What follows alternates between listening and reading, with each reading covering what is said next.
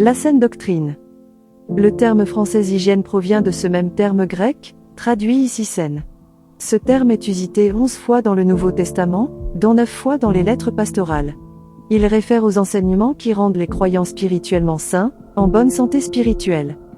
Ce concept, quoique exprimé sous différentes expressions, est un thème répété dans les lettres pastorales 1 Timothée. 1 verset 10. 4 verset 6. 6 verset 3. 2 Timothée. 1 verset 13. 4 verset 3. Tite 1 verset 9 jusqu'à 13. 2 verset 1 jusqu'à 7. Dans ce contexte-ci, il est parallèle à l'évangile de la gloire de 1 Timothée. 1 verset 11.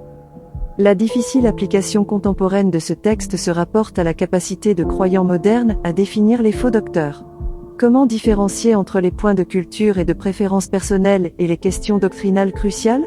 La réponse doit se trouver dans la prédication apostolique de l'Évangile, surtout en rapport avec la personne et l'œuvre de Christ et la façon dont les humains bénéficient de l'œuvre de Christ et vivent à la lumière du mandat de l'Évangile de ressembler à Christ. La saine doctrine est une des nombreuses façons et expressions servant à promouvoir et à décrire la vérité de Dieu. 1. La parole de Dieu. 1 Timothée. 4 verset 5. 2 Timothée. 4 verset 2. Tite 2 verset 5. 2. Les saines paroles de notre Seigneur. 1 Timothée. 6 verset 3. 2 Timothée. 1 verset 13. 3. La parole de la vérité de Timothée. 2 verset 15, 4. Les paroles de la foi. 1 Timothée. 4 verset 6. 5. La saine doctrine. 1 Timothée. 1 verset 10. 2 Timothée. 4 verset 3. Tite 1 verset 9. 2 verset 1. 6. Le dépôt. 1 Timothée. 6 verset 20.